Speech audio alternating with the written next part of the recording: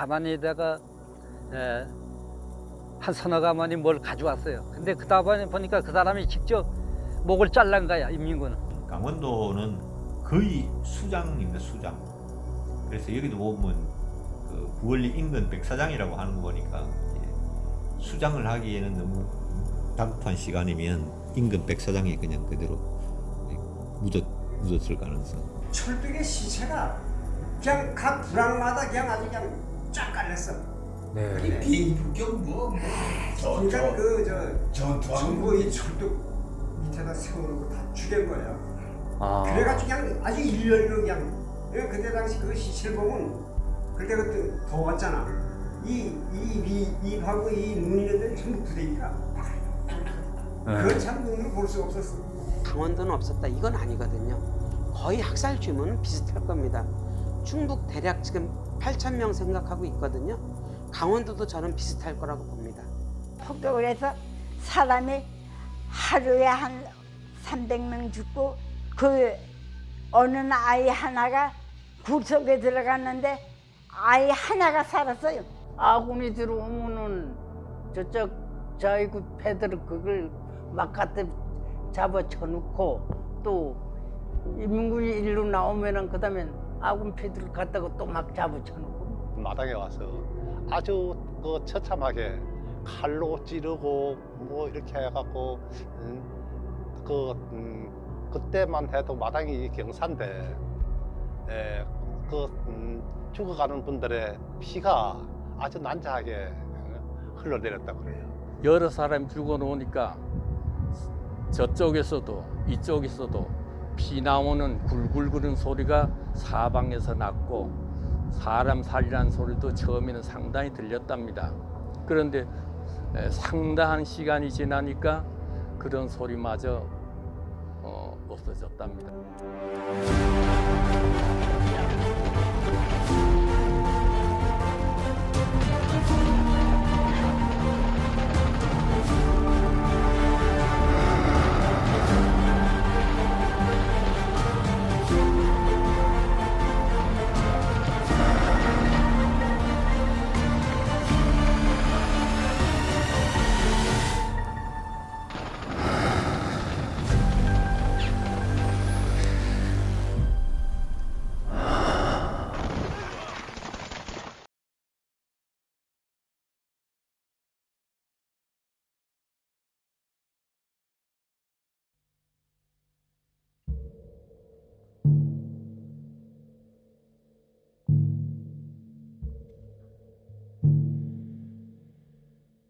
학살된 굴이 있다는데 그 어디쯤 돼?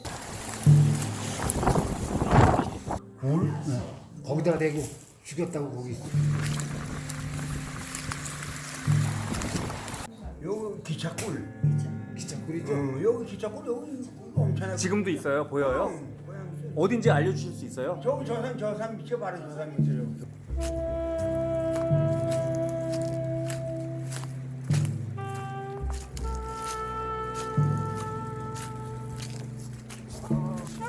네네 여기 와본 적이 있어요.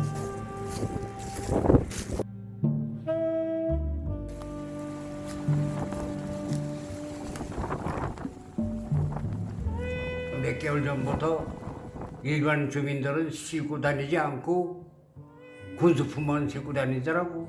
설마 전쟁 나거리 생각이라는 건 조금도 뭐했지. 네.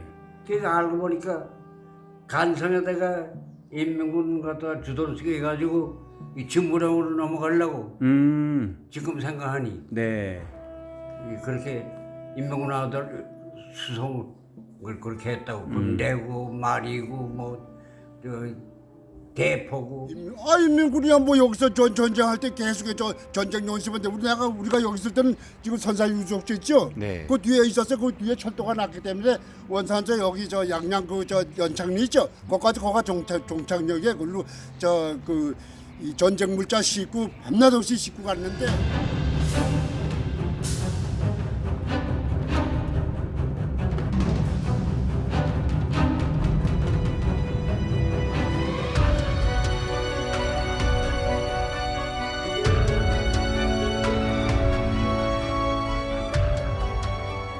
상남면 북분리에 사는데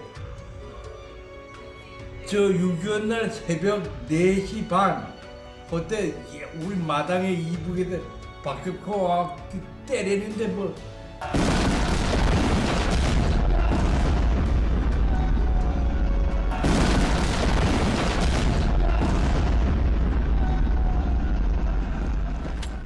우리는 비상에 걸려 나갔을 뿐 다른 건 모르잖아요. 자다가 나갔으니까. 그 나갔을 때 그때 3시경이었는데 이 낙하사 앞에 해안으로 인민군 1계단에 800명이 상륙했다. 그리고 내 말이가 대기 이런 거예요. 우린 총이 없으니까 뭐 방법이 없잖아요.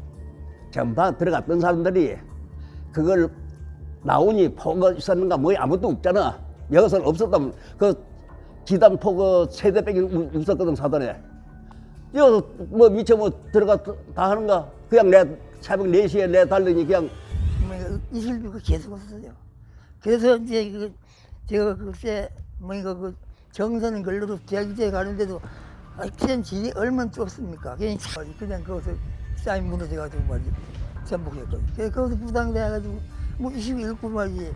8사단이 왜 이 산쪽 쪽으로 부대 안 하고 왜 걸러갔느냐? 옥계 그 근처에 인민군들이 소수 많지는 않지만 소수 상륙해가지고 통로가 막혔다는 얘기야. 그래서 작전상 이 대관령으로 이제 후퇴하게 됐어요.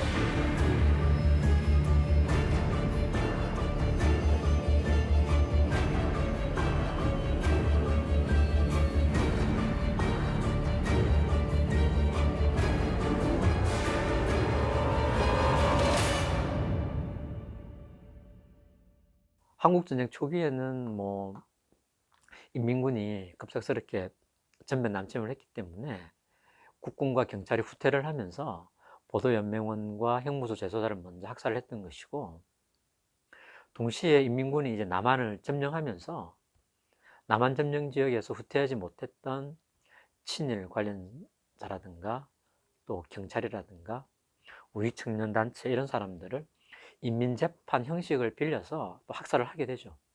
낙동강 방어선이 구축된 상태에서 고 인민군 미점령 지역에서 이승만 정부가 남한의 보도연맹원 또 제2수도였던 부산 지역에 좌익 세력들을 발본하면서 학살을 하게 되고,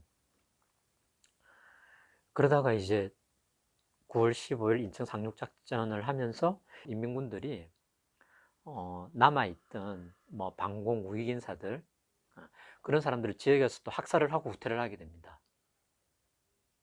그것과 동시에 남한은 또 수복을 하게 되는 거잖아요. 수복을 하게 되니까 인민군 점령 지역에서 일종의 부역 행위를 한 사람들, 부역자를 색출한다는 명분으로 또 학살을 하게 되는 거죠. 그러면 총 쏜 사람이 있을 텐데, 가해자가 있을 텐데 나 가해자입니다 라고 나오는 사람이 거의 없죠. 내가 국가의 명령에 의해서 보도연맹원들을 학살했어 라고 증언하신 분이 김만식 선생 한 분입니다. 유일하게. 그럼 최초의 보도연맹원 그 처형이 있었던 데가 어딘가요? 최초에 한 것이 28일 날 강원도 효성, 경성에서 처음을 시작했어요.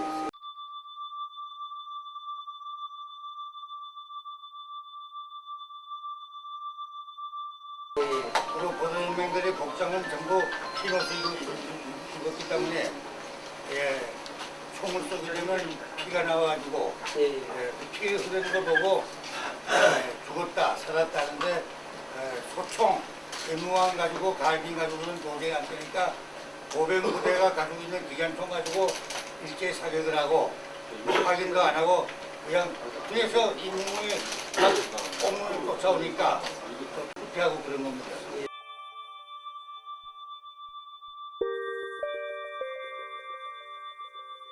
경찰서에서 자수하거나 모집하고 특허한 보도연맹을 우리 헌병대에다 인계하면 헌병대는 뭐 그 판결문이 있거나 뭐 서류가 있는 것이 아니고 몇 명, 뭐 어디 경찰서에서 몇 명, 어디서 몇 명 왔다면 숫자만 대충 세고 급하니까 그 산 못다리 그러자면 원주 비행장 이래서 집단으로 그냥 사격하고 도망치고 그런 긴박한 상황이. 예. 그럼 선생님 그 횡성하고 원주에서는 선생님이 그 현장에 그 지휘 책임자이셨던 거예요? 현장에 그 원주하고 경성과 그 방면에서는 제가 책임자였습니다. 예.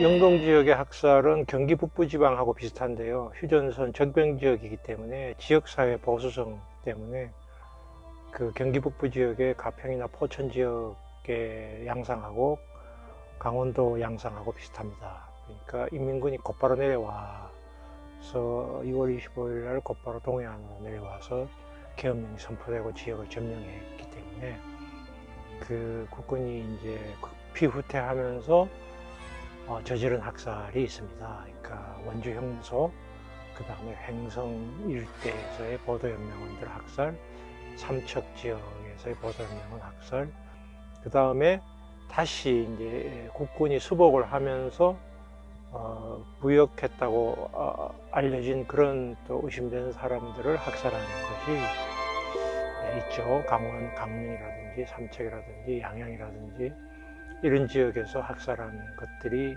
있는데 어쨌든 지역사회 보수성 때문에 상대적으로 많이 알려지지 않은 것이 있는 것 같습니다.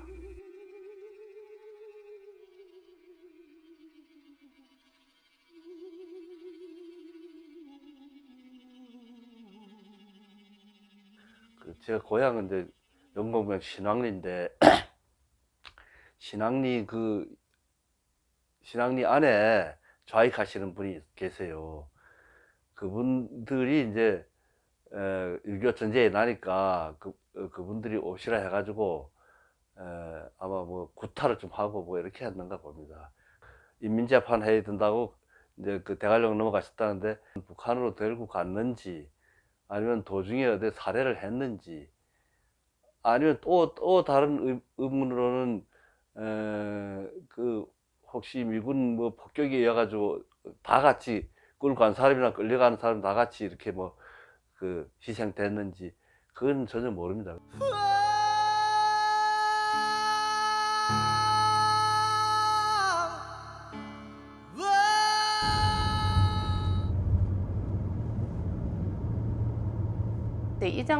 이정을 봤다 내왕산에서 아군이 이제 들어온다 소리에 빛이나 있다 집에 와 계시다가 마당에 나갔는데 이웃집 저쪽 분들 이북 분들이 그 이웃집에 있는데 그분이 와서 보고는 신고를 해가지고 왕산으로 붙잡혀 가셨다네요. 매일 와가 죽여라 저건 놔둬서 안 된다 죽여라 맨날 그랬다 소문 듣고는 혹시나 대관령 올라가다가 이제 한 구렁이에다가 쏘아가지고 막 넣어서 묻고 갔다 소리가 있더라고요. 그래서 거기에 혹시나 돌아가셨나 하고 우리는 그러고 살았는데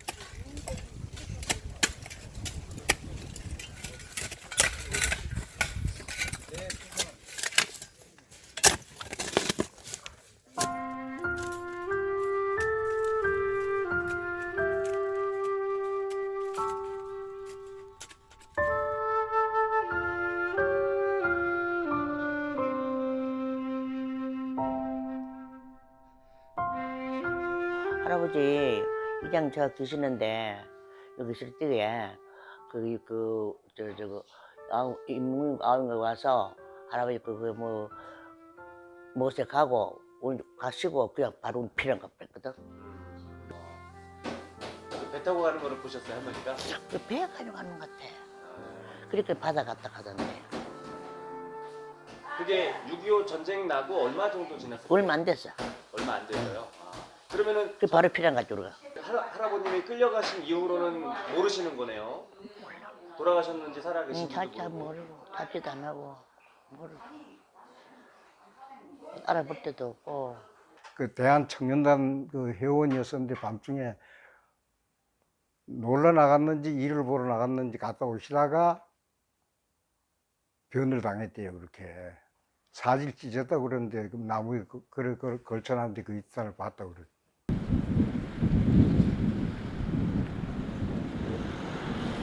집안은 완전 쑥대 마치고 엄마도 그래가지고 돌아가시고 나중에 할아버지까지 이제 돌아가셨는데 사는 게 아니랬었죠. 너무너무 억울하지요. 그러니 지방 간에도 서로 다니지도 않고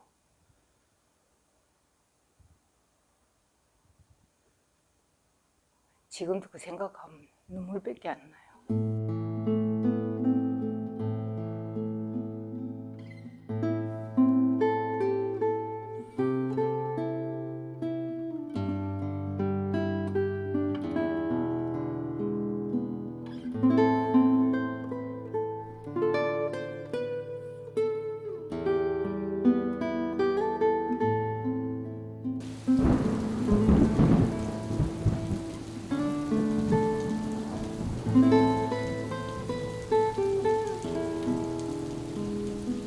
강릉경찰서, 삼척경찰서 또 이런 쪽에 이제 자료도 나왔었고요. 또 강릉, 영동 지역은 일부가 이제 전쟁 전에 38도선 이북 지역이었기 때문에 그 피해가 좀 더 컸다고 생각을 합니다. 무슨 얘기냐면 수복을 하게 되면서 이북 지역에 있었던 사람들을 자연스럽게 이제 적이었던 거죠. 민간인이라 하더라도 그 지역에 사는 것 자체가 북한 체제의 사람들이었고 북한 체제를 지지하는 사람들로 되었기 때문에 무작위로 이렇게 많이 죽이게 됐던 것이고, 전쟁 초기에는 보도연맹원들이 그 지역에서 많이 죽었습니다. 그건 삼척경찰서 자료에 그렇게 이제 처리가 되었다라고 이미 밝혀져 있는 내용이고요. 거기 주문진 지나서 영진이에요, 영진. 거기에 나가는데 이 사람들이 지역도 잘 몰라, 이 사람들. 비행기를 내가 갈기는데 인민군만 못 찾아 죽이잖아. 예. 피난민 나오는 막 들어 갈기니까 뭐 이 배 터던 여자가 자빠지고 아애는 뒤에서 죽는다고 울고 그 애는 죽었을 거예요. 누가 피난 가야지 그거 봐줄 사람 누가 있어. 우리 나 거기가 끝나니까 뭐. 그거 하니까 어머니 배를 들어나왔다 들어갔다 아는 뒤에서 죽는다. 죽었지 뭐 며칠이지. 누가 봐줄 사람 있어야지. 그래 3학년 때 지금 우리 지인 집자리가 저기 러시아 군들이 있었는데 뭐 비행기가 여기에 떴는데 러시아 군들이 그게 이남 비행기라고 총을 쐈대요. 그래서 그 비행기가 가대만 비행기 4대를 데리고 와서 그게 뭐 폭격기라나? 그걸 데리고 와서 우리 학교를 폭격을 했어. 우리 선생님들도 다 불이 타고 여기 이제 불 나면 불 끄라고 담고 해놨는데 우리 선생님도 거 빠져서 죽고, 근데 어떤 아들은 불이 붙어가지고 지금 저건네 구 농협 자리에 그 인민군대들 보건소 말하자면 그래 거길 가니 뭐 치료가 안 돼서 담가다 막한 그때 차가 없잖아요. 담가다 싣고 야양을 가다 죽고 뭐 가다 죽고 오다 죽고 뭐 다 뒤죽고 다 죽고는 1학년 2학년은 우리들 3학년만 살아 있었어요. 군복 입은 막 그 사복이지. 집에서 입고 간 그대로. 그러면은 인민군 군복을 입은 사람 말고 그냥 민간인들한테도 그냥 막 다 쐈겠네요. 그렇죠. 막 싸고 되고 그랬지. 그 우리가 거기서 이제 이래 볼 적에 그 가수에서 입장에서 이래 끝내다 보니 저쪽 산인데 도라면 통 이런 거 하나 쾅 떨고요. 그럼 떨구면 뒤에 비행기가 하나 쭉 내려오면 꽝 해버리면 그냥 전체 산이 불바다가 돼버려. 지금 거기서 사람이 다 것이라 다 죽어버렸지. 그래서 일반 주민들도 많이 돌아가셨겠군요. 그렇죠. 그래 일반 주민도 많이 죽었어요. 그래가지고 뭐 안 죽은 게들 안 죽었다고는 절대 그건 거짓말이에요. 부역 혐의자로 이제 몰아가지고 아무런 법적인 그런 과정 없이 홀치기 부대라는 이제 소위 방공 청년단인지 정말 이게 이 군인들의 잔병인지 실체를 알 수 없는 그 사람들이 그 수십 명을 그 솔밭에 모여서 그래서 마을 사람들 처음엔 다 오게 한 것 같아요. 그리고 그 사람들이 정말 역사적으로 뭐 흥미로운 거는 소설에서도 그런 얘기가 등장하죠. 다 인민군복을 입고 나왔습니다. 그 홀치기 부대라는 사람들은 인민군복을 입고 나와서 우리가 다시 돌아왔으니 환영을 하라 하면서 환영식에 나오면서 환영을 열일히 하는 사람들은 나중에 다 총살해서 집단 학살을 해버린 거죠. 그래서 이제 그 부월리에서도 수십 명 죽고, 근데 이제 그 홀치기 부대라는 그 사람들이 붙인 별명입니다. 그 부대가 이 지역에서만 아니라 내려가면서도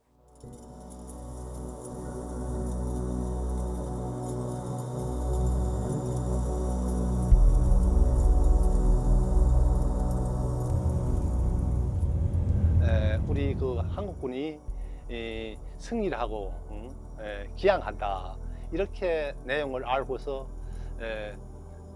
마을 입구에다가 여기서 한참 내려가야 되거든요.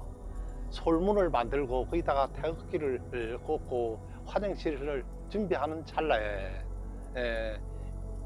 북한 계력군들이 퇴각하는 길인데 올라오면서 그 광경을 보고 상당히 분노해갖고 그분들을 싹 다 모아갖고 우리 마을 중앙으로 올라와서 학수시댁 마당에 모아놓고 칼로 찌르고 아주 무자비하게 사람을 죽였어요. 태극기 감아쥐고 휴전됐다 이러니까 좋아가지고 내려갔는데 그 뭐 굴비 엮듯이 딱딱 엮어가 11명을 엮어가지고 일로 올라온 거예요. 요 올라와서 요 알말 그 이장네 집 옆에 지금은 그 바위가 있는데 내가 어렸을 때 볼 때는 그 바위가 굉장히 커 보였었거든. 그 마당에다 놓고 총을 쏴서 죽인 게 아니에요. 대금을 쑤셔서 11명을 죽이는 그 가운데 우리 큰아버지만 유일하게 살아난 거예요. 총소리가 나길래 확 내려와 보니까 사람이 그냥 완전히 죽지는 안 하고 맞아가지고 숨을 쉬니까 입에서 푸른 거품이 벅져 나오는 거요. 그 사람 죽은 걸 다 보고 한 거요. 그 철없이. 그러니까 그때가 내가 8살인데 10살 기억, 11살 기억은 안 나도 그때 8살 기억은 어떻게 그렇게 났는지 지금도 나 이해가 안 가는 거예요. 어머니인데 제가 한번 물었습니다. 왜 우리 집에는 삼촌이 안 계시냐 이랬더니까 그때 하시는 말씀이 6.25 때 방공 활동을 하시다가 아마 이북 다시 올라가는 그때 이 터널 안에서 학살당했다고 하더라.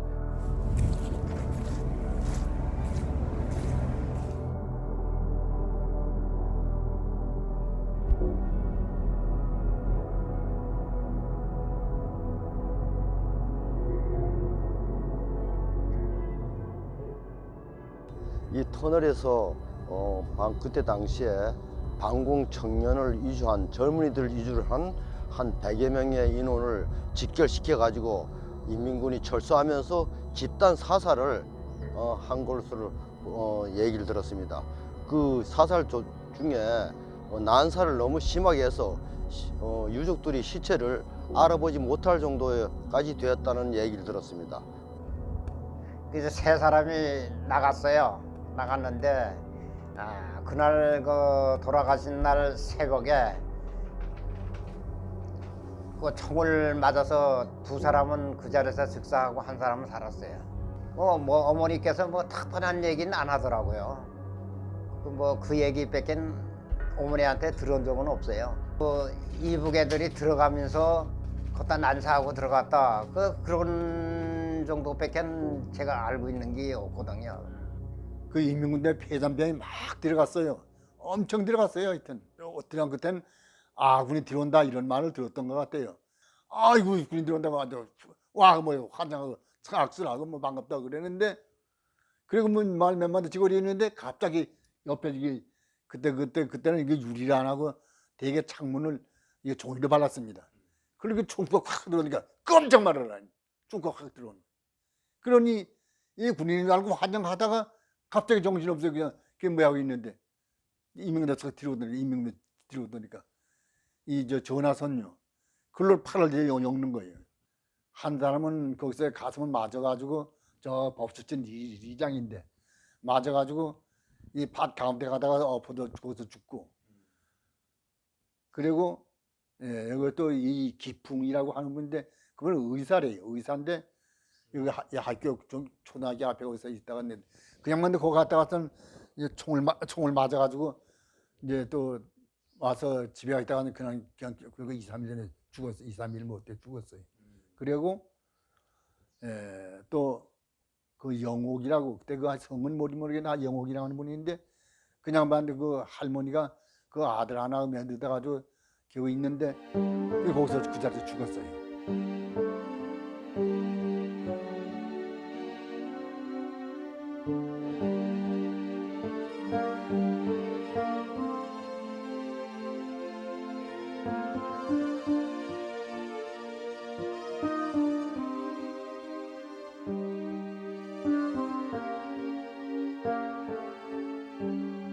아마 쌀을 조금 몇 마리를 더 넣어서 그 사촌 형님한테 지키고 아마 부식은 어머니가 이후 사천 쪽 나오다가 사천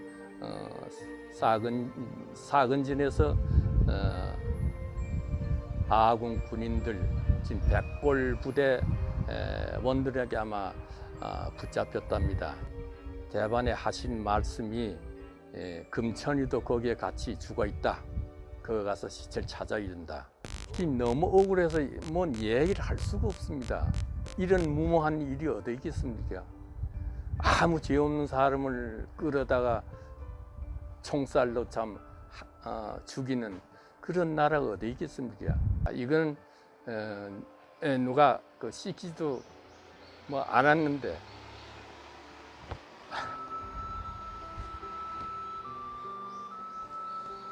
그런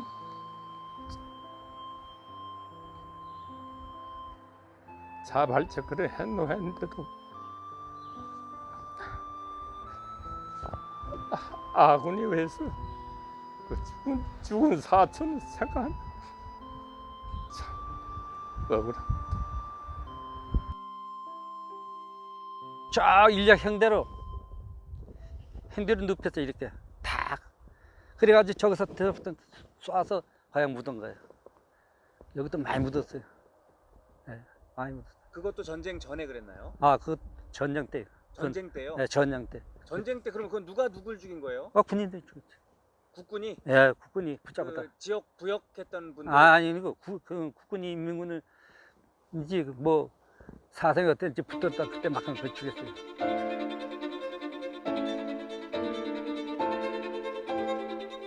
남한 정치에서 뭐 부역한 사람들이지 손발을 전부 줄로 짚고 맞아 포송을 엮었더라고.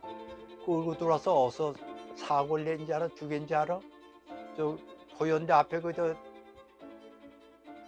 탁구 아니다 정구 치는 정구장 있잖아. 그 옆에 거기 와서 사살했어. 몇 명을요? 한 10여 명 그때 그랬어. 인민군이? 아니 국군이 그랬지.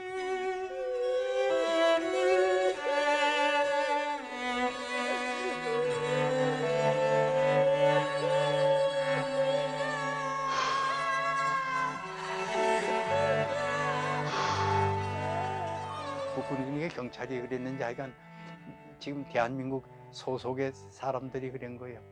그러니까 인민군대가 나가서 한두 달이라도 있을 동안에 뭐 부역을 했는지 모르겠으나 우리들이 볼 때는 그래 끌고 들어와서 그렇게 그러니까 뭐 내용적으로는 뭐 조사를 해봐야 알겠지만 어떻게 되는지 몰라도 잘못 걸리면 죽는 거예요. 다 그냥 그렇게. 그건 언제쯤이었습니까? 그거는 뭐 아마 국군이 들어온 후에 했을 거예요. 북진하고 10월 1일 완전히 탈환하고 그런 사건이 있었어요. 많이 들었죠. 그전에 그 아군이 올라와가지고 그 지방에서 그 뭐 여성동맹위원장이 뭐 이런 거 그 간부 맡아가지고 하는 사람들 붙들어가지고 가지고 올라가다가 데리고 가기가 힘들고 하니까 그 봉우도 거기 데리고 올라가가지고 그 돌담이 있는 거기다 놓고서 그 옆에다 놓고서 전부 쏴주겠다.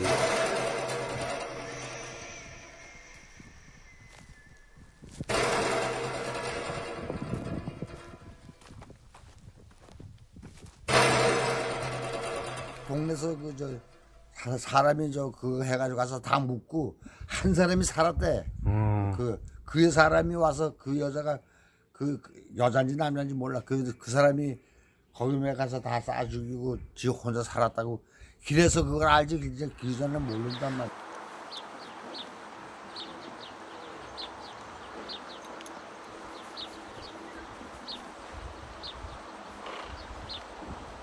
인민군들이 말이야 이 수로밭 안에 들어가 있는데 그걸 용케하고서는 비행기에서 와서 말이야 폭격을 하고 막 그러더라고. 근데 근데 뭐 바다에서만 대고 비행기가 들어와. 누가 무슨 거기 항공모함이 와 있는 줄 알았나. 거기 바다에 우린 뭐 거기 섬에서 난 날아오는 줄 알았단 말이야. 근데 그게 항공모함이 와 있었다 그러더라고. 전쟁 때는 어쩔 수 없었다. 전쟁 때 민간인들 좀 죽은 게 뭐 대수냐라고 흔히들 이야기를 합니다. 하지만 대한민국은 법치국가입니다. 2차 세계대전 이후에 전 세계적으로 사상의 자유가 전 세계적으로 보장이 돼 있었어요. 마찬가지로 대한민국에서도 그렇게 했었어야 되는데 해방 후 6.25 전쟁 전후에 그러지 않았다라는 거죠. 그러면서 자신과는 집권 세력과는 다른 정치적인 입장을 가진 집단과 사람들을 무조건 학살하기에 바빴던 거고,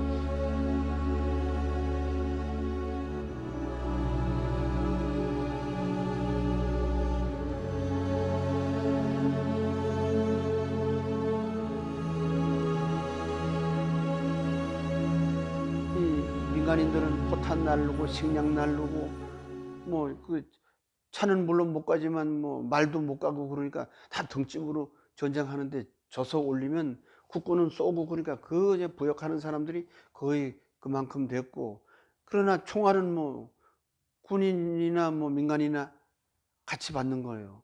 그러다가 다 올라갔으면 괜찮은데 이 하는 동안에 와서 또 이 국군인데 오니까 또 마을 뭐 네 구장해 뭐 어디 마을에서 구장 또 밀려서 구장하다가 이 올라갔다 또 내려왔다만 일사후퇴. 그러면서 이제 집을 내려가면서 싹 태웠어요. 50년 12월에 말에. 그러면서 자기 집을 자기가 타고 양양 이 전체가 6집인가 밖에 안 남았어요. 그 집도 없고 내려가면서 뭐 부역한 사람이 이제 얼마 동안에 한 석 달 동안 부역한 사람들, 그 사람이 또 당하는 거죠. 국군이 후퇴하면서 네. 후퇴하면서 인민군복을 입고 전부 나와라. 뭐 세포연장 처음 나와라 가지고 마을에 가서 그러니까 이게 전부 그 세포연장 불러내지. 네. 불러내가지고 전부 지금 여기 어디야 여기 원약국 그 앞에 거기다가 마놓고 그 충살시켰어. 아 그래요? 그럼 많이 돌아가서 많이 죽었지. 일렬로 세워놓고 쏘았는데 빌려도 사는 사람이 하나 있더라고요. 어느 분이시죠? 근데 그분이 지금 여기 없을 거예요. 그 원장님 누구라 그러나? 아니 저 아버지가 살았는데 이북으로 들어갔지. 그러니까 그렇게 총으로 죽인 거 살아났으니까 들어갔지 뭐. 국군이 또 들어오면 죽일까 봐 들어갔지. 이제 아군들이 저기서 이제 후퇴해서 나오면 인민군대 행세를 하니까는 인민군대인 줄 알고 저기 원정지 사람들이 환영을 했지. 여가 이북다니까나. 그러니까 아군들이 쏴 죽이고 나갔지. 딸기라도 죽였겠지 뭐. 그래 아군들인데 죽었어 여기서 죽고.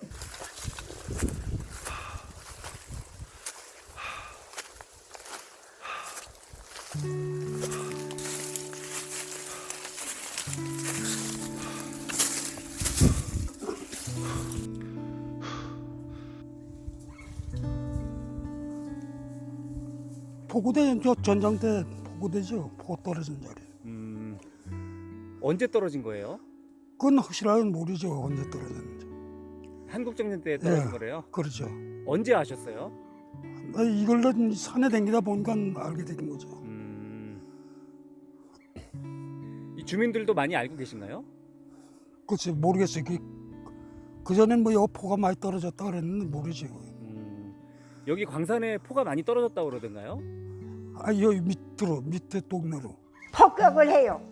비행기가 폭탄을 이렇게 큰 거, 아주 폭탄이 이렇게 그거 총 끝에마리처럼 생긴 게 저구통만 해가지고 이만 하여튼 너무 커요. 나 3배만 한 거를 비행기로 한 6개인지 5개인지 떨고는 야양광산이 아주 씨몰살이 돼도 됐어요. 그 흙이 나한테 다 이렇게 뭉치고 요 눈하고 코하고 남겨놓고 이 전신을 다 파묻었어요. 그 흙이.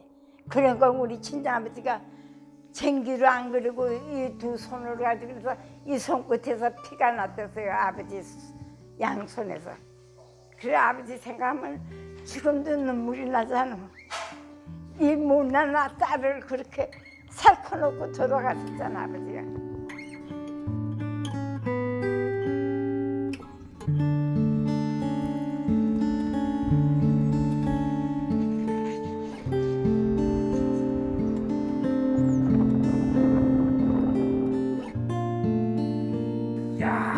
와, 근데 비행기가 떠. 어디 통천읍이 내려다 보여 이렇게 보이는데 비행기 와서 크면 통을 기름 붕 떨어오는 거요. 그거 떨고 쪼그대 꼬랑 불이 나가 지랄하대. 소위탄이라는 게 소위탄. 삼촌이 딱 어디 우리 형 보고 뭐라 얘기하는 들으니까 돼지간에 돼지가 가시는 게 있으니까 뜯다 먹자 이렇게 하는 거요. 그걸 뜯어먹을 가니까 우리 모으게 하니까 사람들이 금방 소문 나면 금방 내게 안 되니까 오기가 그 사람 좀 많으니 그러니까 모으게 하니까 다 숨어가니까 가버리니까 사람이 가시는 죽은 거예요. 돼지간에 들어가서. 하지만 당시에 이미 한국 정부나 북한 양 정부가 제네바 협약을 준수하겠다고 이미 전쟁 선포 이후 선언을 했어요. 했기 때문에 당시에 한국 정부나 북한 정부가 이런 국제적인 전쟁 규범이나 인권 기준을 모르지 않았습니다. 알고 있었고요. 그렇기 때문에 감추는 겁니다. 그러니까 포로를 함부로 죽이거나 민간인을 죽여서는 안 된다는 걸 알고 있었어요. 한국 정부가. 알고 있는 그 당시의 기준에서 물을 수 있습니다. 그러나 지금처럼의 엄격한 기준을 적용하기 어렵겠죠. 당시의 기준에서도 위배됐던 부분들을 저는 물을 수 있다고 생각합니다.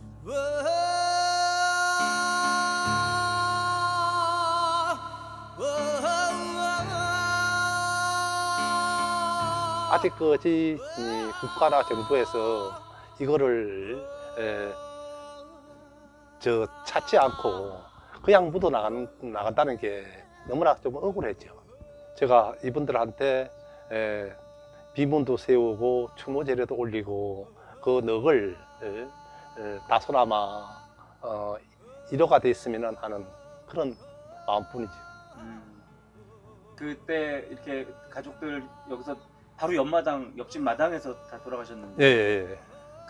그때 이 생각을 하면은 굉장히 막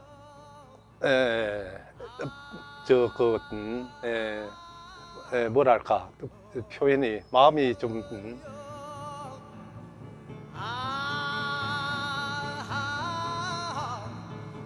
강원도 영동 지역은 다른 지역에 비해 과소하게 민간인 학살 피해 사례 그 신고나 어떤 접근의 어려움, 조사의 어려움들이 좀 있을 수 있다고 봅니다. 그거는 국가가 그런 부분을 인식을 하고 사실 직접 조사를 해야 돼요. 무슨 얘기냐면 보통 이제 한국의 그 민간인 학살 문제와 관련해서 조사를 할 때 일반적인 기본적인 원칙은 신고주의에 입각해서 피해자의 신고를 통한 해당 지역의 그 마을 단위별 혹은 군별 조사, 그리고 그 사건별 조사거든요. 근데 그 전국적인 특성을 갖거나 거꾸로 지역적 특성이 너무 두드러지게 보이는 경우, 그래서 과소대표된다고 하면 저는 국가 직권 조사를 해야 된다고 봐요. 예. 그래서 사실들을 발굴해야 되는 문제인 거고, 피해자들을 발굴해야 되고, 피해자가 아니어도 목격자들을 찾아야 되는 거죠.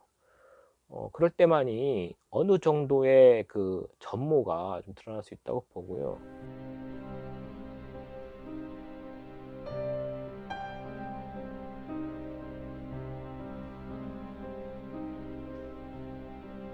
어, 1960년에 유족회가 만들어질 때 강원도 지역이 유일하게 네. 유족회가 없었다고 하셨는데요. 네네. 지금은 어떻습니까? 지금도 없습니다. 단 한 곳도 없습니다. 전국에서 유일한가요? 예, 유일합니다. 그래, 저도 이제 사실 좀 의구심이 많습니다. 지금 저희들도 한 100여 곳에 가까운 유족회가 지금 존재하고 있는데, 심지어 그 작은 이제 제주도 같은 데도 거의 10곳에 가까운 유족회들이 별도의 활동을 좀 하고 계시는데 비해서 강원 지역은 지금 현실이 단 한 단체도 지금 없다는 것. 우리가 오늘날 종종 바깥에서 어떤 집회를 보면 종북이라든가 뭐 좌파 척결이다 이런 얘기가 나오잖아요. 그런 논리의 무서움이 평시에는 그게 말로 끝날 수 있고 언어 테러로 한정될 수 있어요. 근데 그런 사람들에게 무력을 쓸 수 있는, 손에 무기가 쥐어지게 되고 그걸 쓸 수 있는 기회가 되면 그 사람들이 그걸 쓰지 않겠습니까? 그 얘기를 하는 겁니다. 그러니까 사회가 경직되고 극단적으로 내 편과 내 편이 나눠져서 비상시에 무력투쟁과 비슷한 그런 일들이 벌어지게 되면 굉장히 학살은 언제든지 재현될 수 있는 거죠. 그러니까 우리 중에 누구라도 피해자가 될 수 있고 또 우리 중에 누구라도 가해자가 될 수 있는 가능성이 있는 거예요. 향후에 있을지도 모를 이와 같은 유사한 상황들의 반복들을 막기 위해서 이 문제들을 대면하고 응답해야 되는 것이고, 이렇게 보면 당사자는 사실 한반도에 거주하는 모든 사람들일 거라고 보고요. 심지어는 그걸 지켜보는 세계 시민들도 그 당사자라고 볼 수 있는 것 같아요.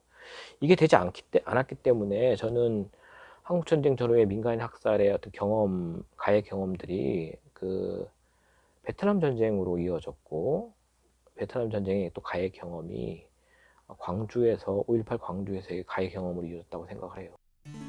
아직까지 국가나 정부에서 이거를 찾지 않고 그냥 묻어 나간다는 게 너무나 좀 억울했죠. 저 나름대로. 한 70년 가까이 돼 생각해봐요. 그냥 완전히 묻히는 거지. 그럼 솔직히 말해서 이 죽은 마을에서 그렇게 학살되시면 그게 벌써 파헤쳐져야 되는 거거든요. 근데 그게 없어요. 그게 억울하지, 내가 볼 때는. 왜 각 웬만한 산골에 여보다 더 벽지도 면이면 면에서 다 조사를 해가지고 역사 기록을 남겨야 안 됩니까? 근데 뭐 이렇게 됐으니 또 뭐 웬만한 사건은 그냥 많이 묻히죠. 그걸 어떻게 밝혀낼 도리가 없잖아요. 저희 힘으로서는 그게 억울하게 돌아가신 분들이 아마 많을 거예요. 이게 조사해보면 알지만은 그때 당시 뭐 오래된 일인데 그게 기억이나 하겠습니까? 그게 그때 당시에 있던 분들은 뭐 다 돌아가고 없겠죠. 그게 그럼 뭐 제 힘으로 뭐 어떻게 합니까? 아무것도 못하죠. 제대로 했으면은 옛날에 다 이게 밝혀질 일을 제대로 안 한 거잖아요. 어떻게 돌아가셨는지 그것만 해도 알았으면 원이 없겠다 했어요, 항상. 그래서 그런 거지 뭐. 안 그래요? 자국 국민인데 그런 무모한 사람들을 참 참혹하게 학살한 그런 것들은 참 너무 억울해서 뭔 표현을 할 수가 없습니다. 과연 그 사람들 우리 국군이 맞는지 참 너무 억울한 그런 물 당해서 지금도 그때의 생각만 하면은 아무 죄 없는 사람을 끌어다가 총살로 참 죽이는 그런 나라가 어디 있겠습니까?